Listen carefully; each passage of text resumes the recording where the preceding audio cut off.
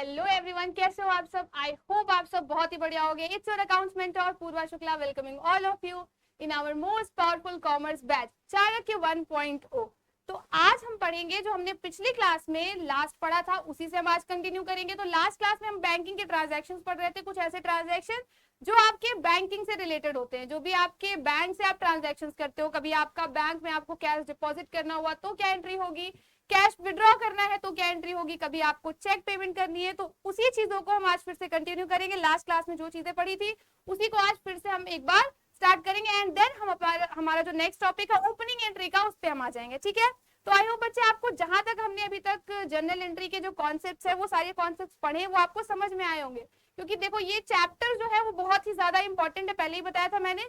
तो इस चैप्टर की एक छोटी छोटी डिटेल को भी आपको अच्छे से पढ़ना है, क्योंकि ये चैप्टर का समझ में नहीं आया तो आगे के चैप्टर्स आपको बहुत ही ज्यादा प्रॉब्लम कर सकते हैं। आपके लेजर में भी प्रॉब्लम आएगी, सोर्स डॉक्यूमेंट में, क्योंकि पहला जो आपका नाम क्या है इस चैप्टर का नाम है journal book of original entry. और आपने पहले ही पढ़ा था कि फर्स्ट ऑफ ऑल कोई भी ट्रांजैक्शन आपका रिकॉर्ड कहाँ होता है, आपकी जर्नल बुक में रिकॉर्ड होता है। और जब जर्नल बुक में सबसे पहले कोई ट्रांजैक्शन रिकॉर्ड हो रहा है तो दैट मींस आपको उसी रिकॉर्ड को कंटिन्यू करके आगे चीजों को क्या करना है, क्लासिफाई करना है लेजर्स अकाउंट में। एंड देन सब्सिडरी बुक्स बनानी है, आपके purchase book, sales book and etcetera. ये सारी चीजों को आपको मेंटेन करनी होती है।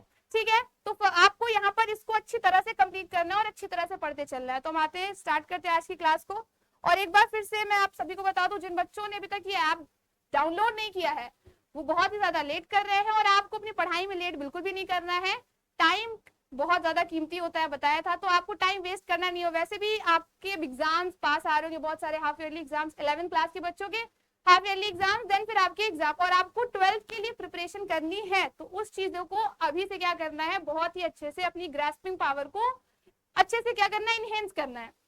ठीक है, और उसके लिए क्या चाहिए, सारे स्टडी मटेरियल्स। और वो कहाँ मिलेंगे आपको, वो मिल जाएंगे आपको हमारे एक एजुकेशन के ऐप पे। तो एक एजुकेशन की ऐप को डाउनलोड करो। ये आपके 5 इजी स्टेप्स दिए हुए हैं, आपको बस अपना नंबर डाल के लॉगिन करना है, रजिस्टर करना है, ओटीपी आएगी उसे एंटर करना है, देन आपका ये ऐप डाउनलोड हो जाएगा। और वहां पर सिर्फ आपको कॉमर्स की ही नहीं, बाकी भी सब्जेक्ट स्ट्रीम की जो आपके फ्रेंड्स हैं, फ्रेंड सर्कल में अभी तक 10th तक सब साथ में पढ़ते आ रहे थे, अब स्ट्रीम चेंज हो गया है तो क्या आपका एजुकेशन भी चेंज हो गया, ऐसा तो है नहीं। तो आप एक ही प्लेटफॉर्म पे, प्लेटफॉर्म चेंज नहीं हुआ है, स्ट्रीम चेंज हुआ है, तो एक ही प्लेटफॉर्म पर आपको सारी चीजें मिल जाएगी, पीसीएम, पीसीबी, कॉमर्स, हर एक चीज। और इसके साथ ही ऐप पे क्या फायदे हैं, तो फायदे तो बहुत सारे बच्चे, आपको डीपीपीज मिलेंगी, स्टडी मटेरियल्स, हर एक चैप्टर के एनसीईआरटी सॉल्यूशंस, सब चीजें सिर्फ एक जगह पर। तो आपको टाइम वेस्ट नहीं करना है, आपके टाइम बचेगा। पहली बात, आपको स्टडी मटेरियल्स कलेक्ट करने के लिए कहीं और नहीं जाना, सिर्फ एक ही जगह पर सारी चीजें मिल जा रही हैं। और आपको सिर्फ और सिर्फ किसमें सारी की सारी एनर्जी लगानी है, सारी एनर्जी लगानी है आपकी पढ़ाई में। जितने अच्छे से आप पढ़ाई करोगे उतने ही ज्यादा आपको,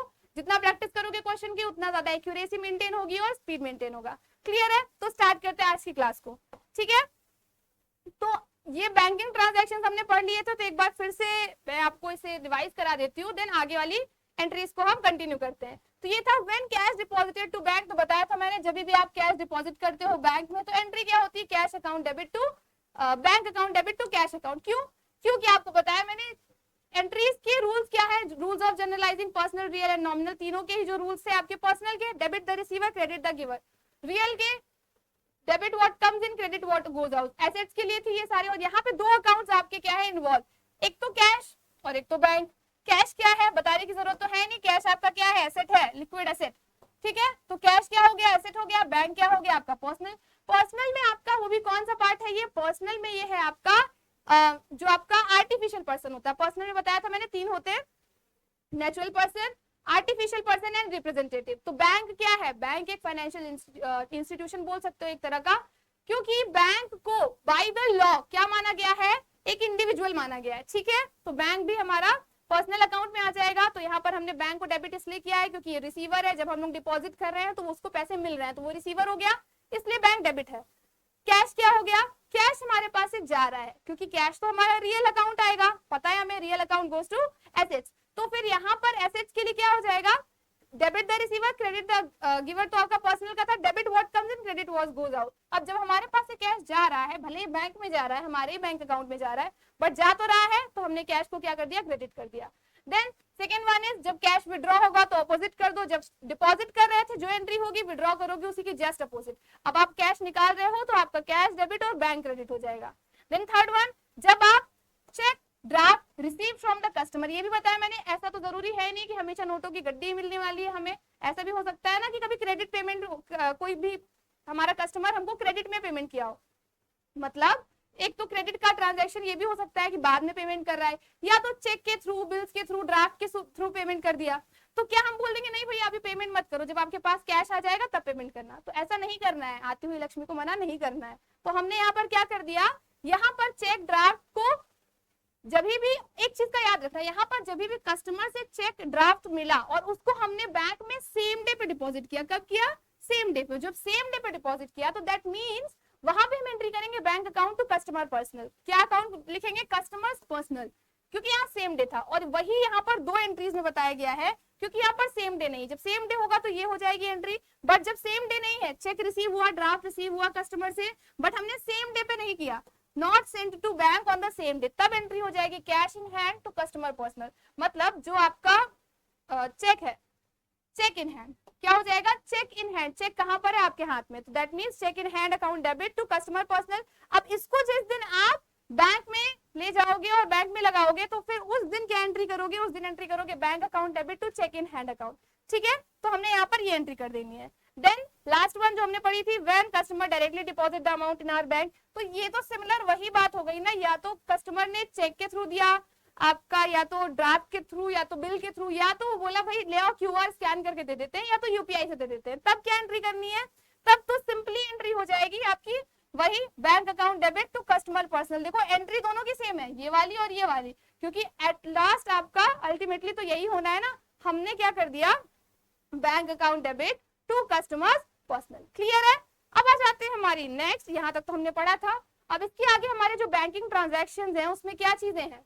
उसमें है आपकी when a check is received from a customer and discount is allowed to him। अब जब चेक रिसीव किया गया, किससे?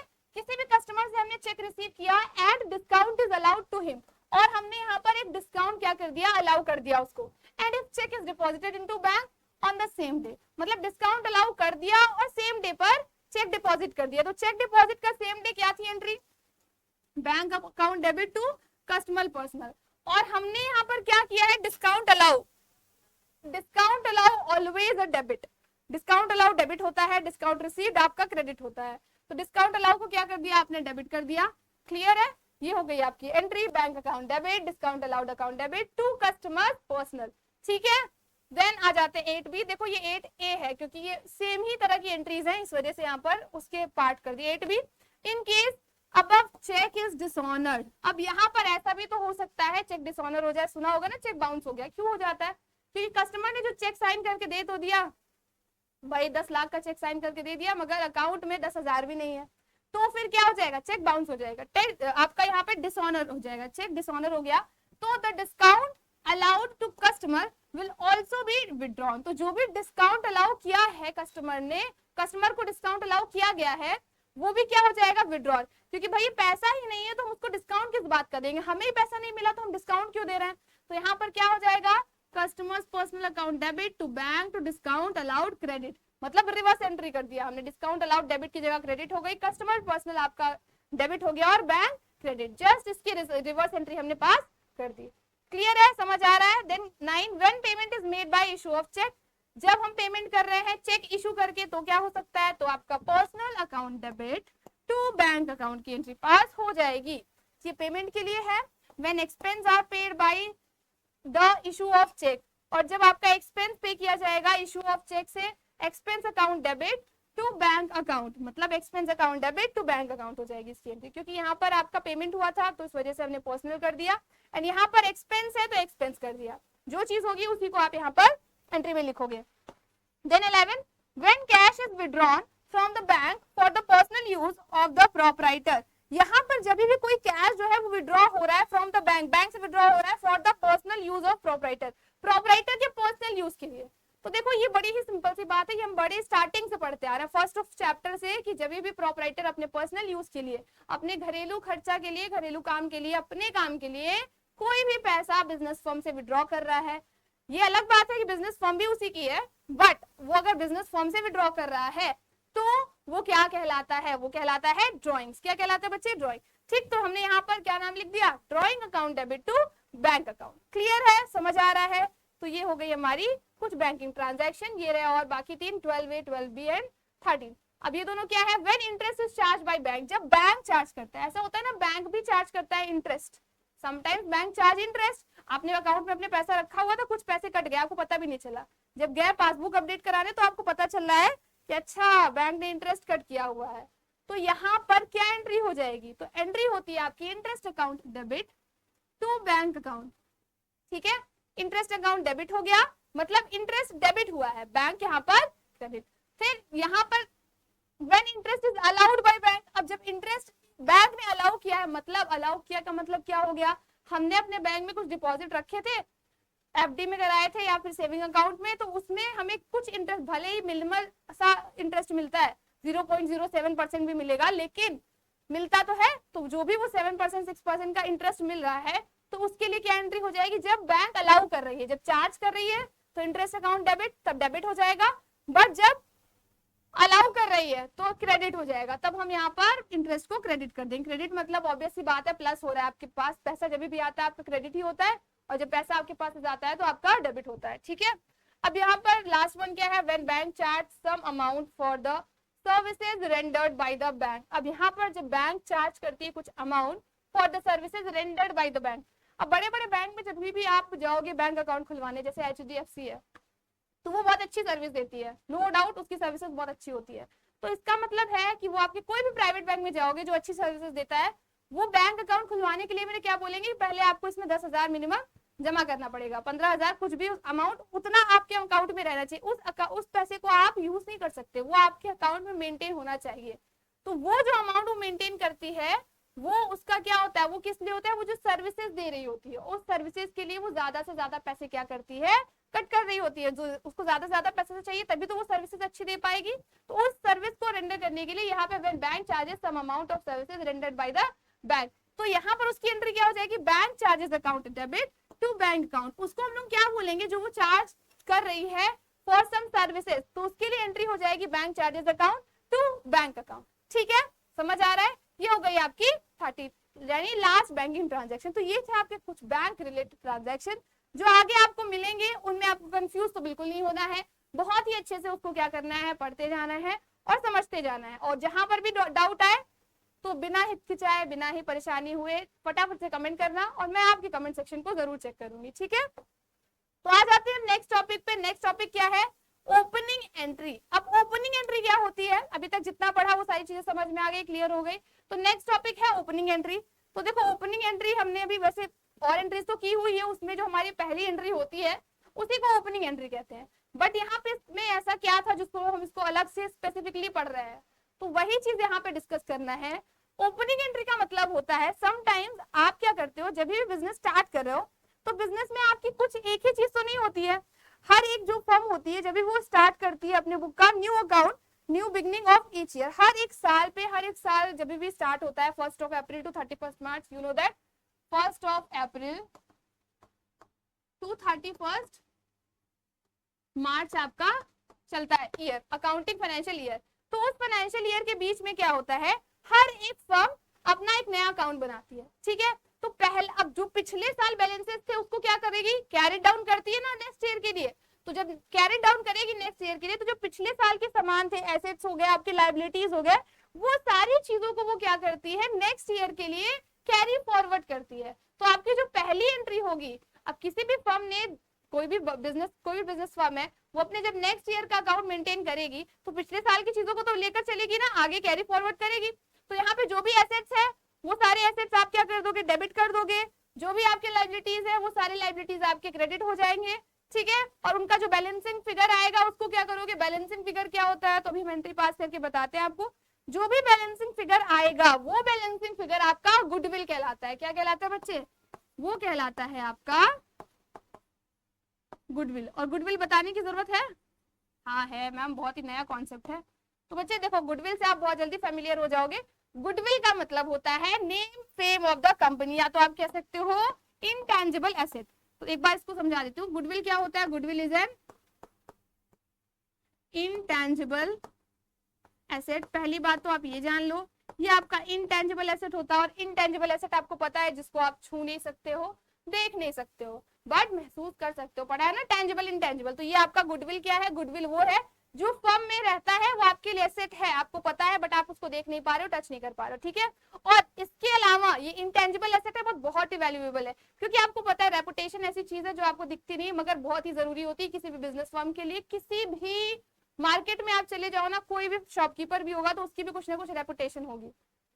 आप अब देखिए ना मूवी, कौन सी मूवी थी अमिताभ बच्चन की जिसमें बड़ा ही सम्मान उम्मान की बातें हो रही थी, याद नहीं आ रही मुझे। तो ऐसी कोई मूवी होगी, आप जरूर याद करके कमेंट करके बताना, ठीक है। तो यहाँ पर वही चीज की बात हो रही है, जब भी आपको गुडविल की बात करते हैं तो उसका मतलब वो इंटेंजिबल एसेट होता है और वैल्यूएबल एसेट होता है, ये बात आपको ध्यान रखना। और यहाँ पर इसलिए बता रही हूँ क्योंकि बैलेंसिंग फिगर जो भी आएगा वो आपको गुडविल के अकाउंट में ट्रांसफर करना है। तो यहाँ पर देखो गुडविल जब भी ओपनिंग एंट्री लेते हैं तो अब जितने भी एसेट है, तो हो सकता है आपके बिजनेस में पिछले साल क्या क्या एसेट्स हो, एसेट्स के नाम पे आपके गुड्स के लिए परचेजेस यूज करना है। उसके अलावा आपका मशीनरी हो सकता है, मशीनरी हो सकता है, फर्नीचर हो सकता है, फर्नीचर हो गया, और कैश, अभी पिछले क्वेश्चन में क्या था ना, कैश था, फर्नीचर था, मशीनरी हो सकता है, गुडविल हो सकता है, ये तो हो गया कैश फर्नीचर। और उसके अलावा आप गुड्स की जगह पे परचेजेस लिखते हो, तो हमने यहाँ पे लिख दिया परचेजेस, तो परचेजेस लिखा है तो इसका मतलब क्या है? गुड। अब इसके बाद आपके पास लाइबिलिटी क्या क्या चीजें हैं? लाइबिलिटी आपकी, लाइबिलिटीज में, ऑल लाइबिलिटीज में क्रेडिटर ले लो पहले तो, 2 क्रेडिटर्स। एंड नेक्स्ट क्या होगा? एक तो हो गया आपका क्रेडिटर, और क्रेडिटर के अलावा क्या चीजें होती है? क्रेडिटर के अलावा आप आउटस्टैंडिंग ले सकते हो, वो भी होता है आपका। और उसके अलावा भी कुछ चीजें होती है, जो चीजें आपकी बिल्स, पेबल, ये सारी चीजें आपके क्रेडिटर में ही आएगी, तो वो भी लिख लो, 2 बिल्स पेबल, ठीक है। तो ये आपका एसेट्स क्या हो गया? सारा डेबिट हो गया, अकाउंट डेबिट, ठीक है। और परचेजेस अकाउंट डेबिट। अब हम यहाँ पे अमाउंट लिख लेते हैं, तो अमाउंट आपका मशीनरी मान लो 20,000 हो गई, इसको हटा देते हैं, ठीक है। ये हो गया मशीनरी आपकी, ये हो गया 20,000। फिर फर्नीचर हो गया आपका 10,000, कैश हो गया 20,000, all total 50,000। And purchases goods कितने का हो गया? गुड हो गया आपका 5,000, ठीक है। अब क्रेडिटर की बात करते हैं। अब ये ऑल टोटल कितना हो गया? ये 20,000, ये 10,000, ये 20,000, यानी 50,000, 55,000, ठीक है। और आपका यहाँ पर अगर इसकी बात करें तो ये हो गया आपका 40,000 एंड ये हो गया आपका 60,000। अब आपका देखो यहाँ पर दोनों का क्या बैलेंस इक्वल आ रहा है? बैलेंस शीट में आपको पता होगा, बैलेंस शीट तो हमने पहले डिस्कस किया, तो बैलेंस शीट में हमेशा आपका एसेट और लाइबिलिटी दोनों क्या आना चाहिए? इक्वल आना चाहिए। At the end of business जब भी बैलेंस शीट बना रहा है तो एसेट और लाइबिलिटी क्या आना चाहिए? इक्वल आना चाहिए। बट यहाँ पर क्या एसेट और लाइबिलिटी इक्वल? ये तो हमने बताया अभी आपको कि जितनी भी चीजें है वो क्या है? आपकी एसेट है। ये दोनों, ये सारी चीजें क्या है? एसेट है। और ये सारी चीजें क्या है? ये आपकी लाइबिलिटी है, ठीक है। तो एसेट और लाइबिलिटी इक्वल आना चाहिए, मगर इक्वल आ नहीं रहा है क्योंकि 60 प्लस 40 1 लाख हो गया, और इसको आपने प्लस किया तो कितना आ गया? ये आ गया आपका 55,000। अब ये दोनों का जो डिफरेंस आएगा, ये 55,000 माइनस 1 लाख माइनस 55,000, यहाँ पे आ जाएगा आपका 45,000। तो ये जो 45 आ रहा है 1000, ये क्या है? ये है आपका बैलेंसिंग फिगर। और ये बैलेंसिंग फिगर क्या होता है? ये बैलेंसिंग फिगर होता है आपका गुडविल। इसे आप लिख दोगे आपके एसेट साइड पे, ठीक है। तो एसेट साइड पे लिख दिया, तो एसेट, गुडविल क्या है? गुडविल तो आपको पता है, गुडविल आपका एसेट होता है। अब एसेट में जो भी आपका अमाउंट है वो लिख दिया गया, तो ये क्या हो गया? एसेट एंड लायबिलिटी दोनों ही इक्वल हो गया। तो गुडविल में हमने यहाँ पर क्या लिखा? गुडविल में हमने लिख दिया ये 45,000 जो कि हमारा बैलेंसिंग फिगर आया है। आप यहाँ पर मेंशन कर दोगे बैलेंसिंग फिगर, ठीक है। ये हो गया आपका बैलेंसिंग फिगर। तो ये था आपका ओपनिंग एंट्री। इसी तरह की आपकी ओपनिंग एंट्री होगी, आपको इसी तरह से ओपनिंग एंट्री को क्या करना है? समझना है। क्वेश्चन में आपके इसी तरह से चीजें दी गई होगी, एसेट्स दिए होंगे, लाइबिलिटीज दिए होंगे, दोनों की आपको क्या करना है, बैलेंसिंग फिगर करना है। अगर वहां पर आपके कुछ भी, अगर यहाँ पर लाइबिलिटी साइड पे ज्यादा आ रहा है तो वो आपको किस में लिख दिया जाएगा, वो लाइबिलिटी साइड पे लिख दिया जाएगा। और वो किस नाम से लिखा जाएगा, वो आपकी टू एक्सटर्नल लाइबिलिटीज करके। और यहाँ पर एसेट साइड, नॉर्मली आपका एसेट साइड में ही क्या होता है, कमाता है, तो आप क्या लिखते हो, तो आप वहां पर लिख देते हो आपका balancing figure as a goodwill का। ठीक है, अब आगे आते हैं, ये तो हो गई ओपनिंग एंट्री। नेक्स्ट आता है हमारा बैड डेट। अब ये बैड डेट क्या है, नाम से पता चलिए अच्छा बिल्कुल भी नहीं होगा क्योंकि इसका नाम ही बैड है, पहले ही बैड लिखा हुआ है। तो ये बैड डेट का मतलब, डेट का मतलब क्या होता है, डेट का मतलब उधार। कोई भी उधार, ये ऐसा उधार है जो बिल्कुल अच्छा नहीं है। उधार तो कोई भी अच्छा नहीं होता, किसी भी ले लो, किसी से भी लो, तो वो उधार अच्छा होता नहीं है। मगर ये बैड क्यों है, ये बैड इसलिए है क्योंकि ये वो उधार है जो हमने जिससे भी लिया हुआ होता है वो हमें वापस नहीं देगा, हमें पहले पता है, ये हमारा गया पानी में। तो ये ऐसे वाले उधारों को क्या बोलते हैं, ऐसे वाले उधारों को बोलते हैं बैड डेट। ये आपका वो नुकसान है जो आपका नॉर्मली तब होता है जब आपको नहीं पता है कि हाँ इसके बदले आपका कोई भी लॉस हो रहा है। तो बैड डेट का मतलब इसके लिए आपके कुछ प्रोविजन दिए जाते हैं, उसको हम लोग क्या बोलते हैं, बैड डेट रिकवर्ड। मीन इस बैड डेट को रिकवर करने के लिए कुछ आपके यहाँ पर अमाउंट्स होते हैं, कुछ आपके प्रोविजन बनाए जाते हैं, वो प्रोविजन आपके बैड डेट रिकवर्ड के नाम से लिखे जाते हैं। तो यहाँ पे बैड डेट को समझने के लिए सबसे पहले हम ऐसे समझ सकते हैं, जैसे मान लो हमने किसी क्रेडिटर को पेमेंट किया है, मतलब कोई भी हमारा क्रेडिटर है, हमने उसको उधार दिया है, उसने हमें जो भी उसको हमने पैसा दिया, अब उसने बोला कि भाई हम आपका पैसा वापस कर देंगे 6 महीने बाद। तो हमने 6 महीने इंतजार किया, 7 महीने हो गए, 8 महीने हो गए, बट वो पैसे नहीं मिले आपको। और जब वो पैसे आपको नहीं मिले, फिर आप वापस से क्रेडिटर के पास गए और क्रेडिटर ने बोला भैया 2 महीने बाद और दे देंगे, 2 महीने बाद दे देंगे, थोड़ा सा समय और दे दो। तो हमने और समय दे दिया, फिर 2 महीने करते करते उसने हमारा कॉल रिसीव करना बंद कर दिया। अब कॉल भी नहीं रिसीव कर रहा है, अब हमें कैसे, अब उसने अपना एड्रेस भी चेंज कर लिया, वो देश छोड़कर चला गया। अब क्या लगता है वो देश से वापस आएगा आपका पैसा वापस करने? तो ऐसा बिल्कुल भी, ऐसा भला मानुष है नहीं अब दुनिया में, तो ऐसे आपको पैसे मिलने वाले नहीं है। तो इस तरह के जो आपके नुकसान होते हैं वो आपके क्या कहलाते हैं, वो कहलाते हैं आपके बैड डेट।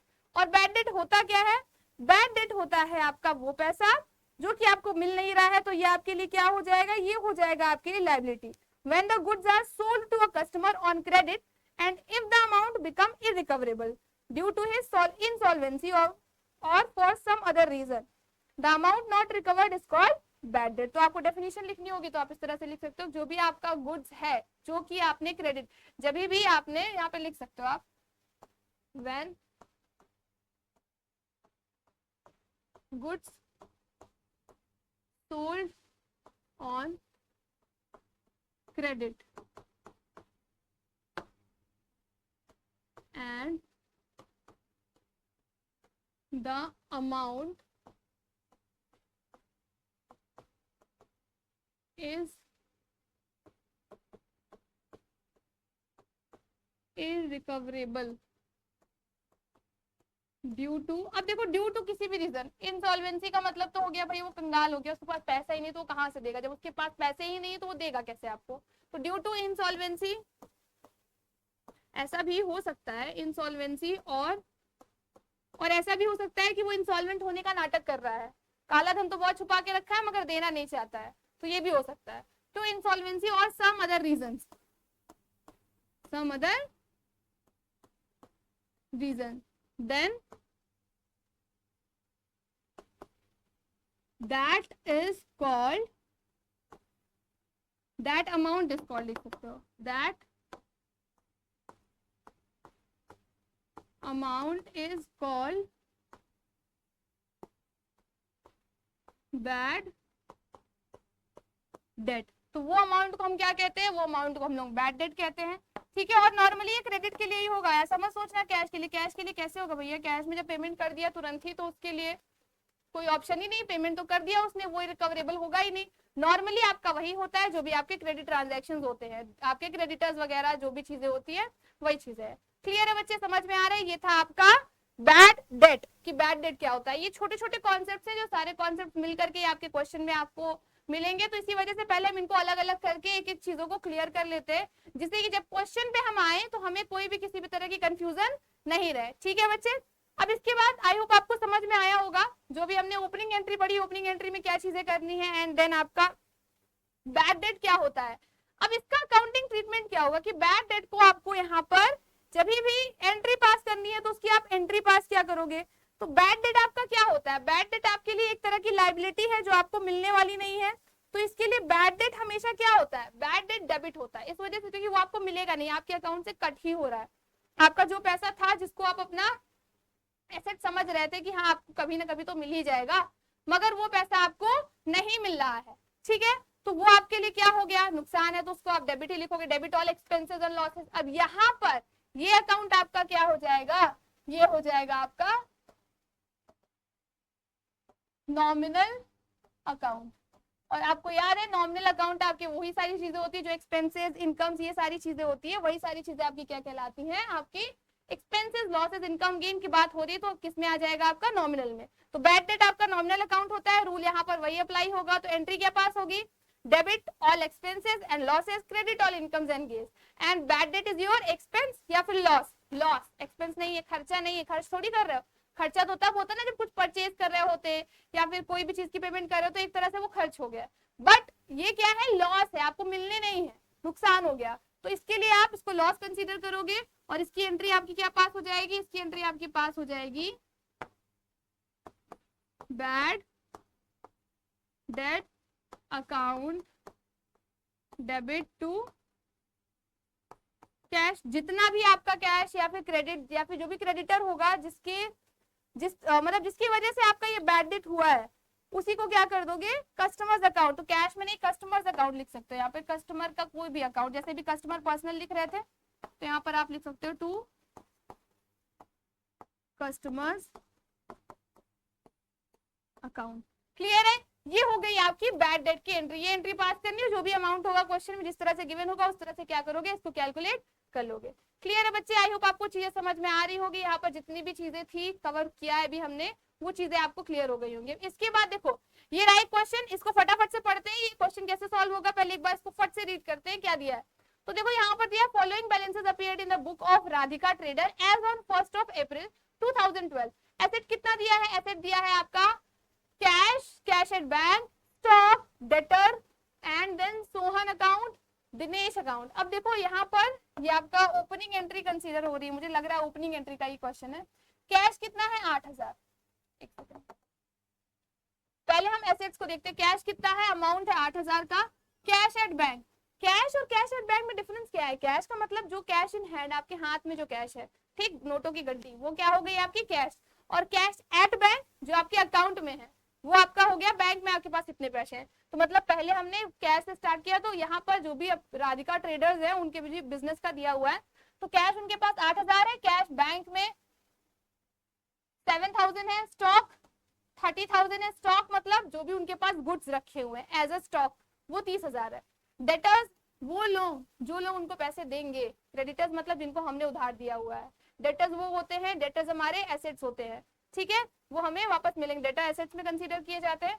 ये क्रेडिटर्स मतलब होता है जिनसे हमने उधार लिया है, बट डेटर्स यहाँ पर क्या होता है, डेटर्स आपको जिनको आपने उधार दिए हुए हैं वो सारे आपके डेटर्स हो जाते हैं।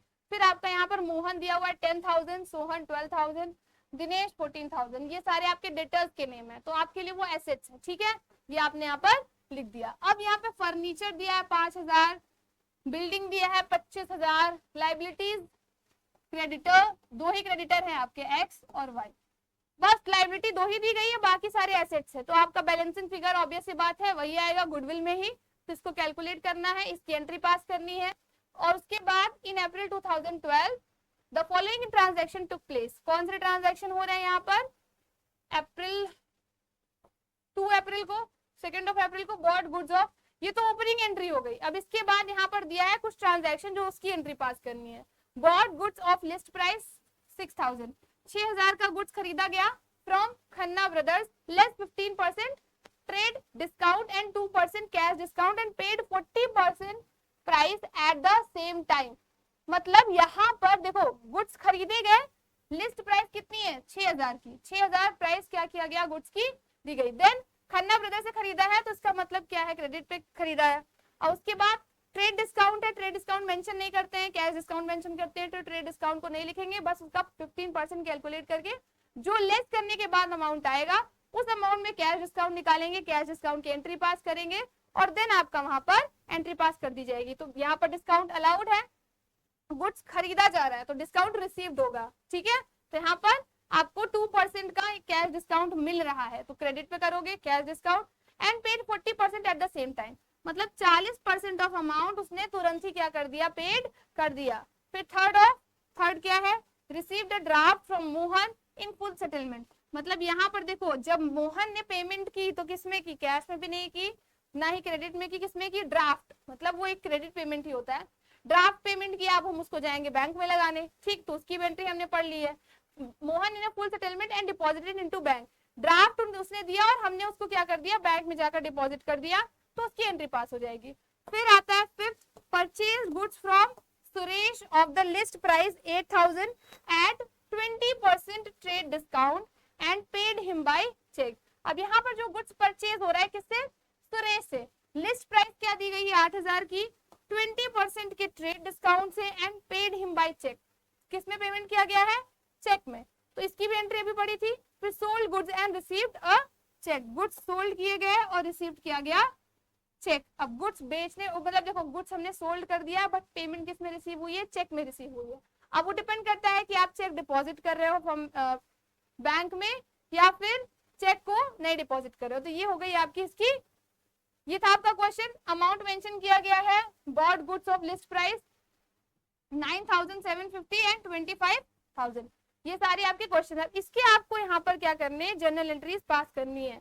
तो एक सेकेंड, यहाँ पर स्लाइड देखो, ये वाला जो क्वेश्चन है इसकी आपको जस्ट ओपनिंग एंट्रीज पास करनी है। तो इस ओपनिंग एंट्रीज की जितनी भी एंट्री है वो सारी एंट्री आप पास कर लोगे।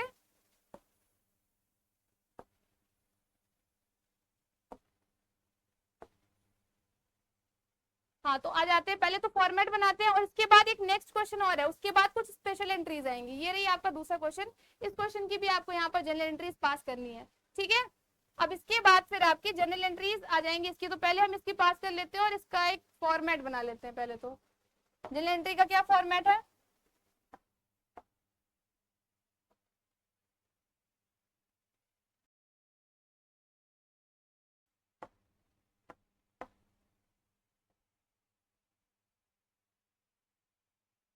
ये हो गया आपका डेट का कॉलम, ये हो गया आपका पार्टिकुलर का कॉलम,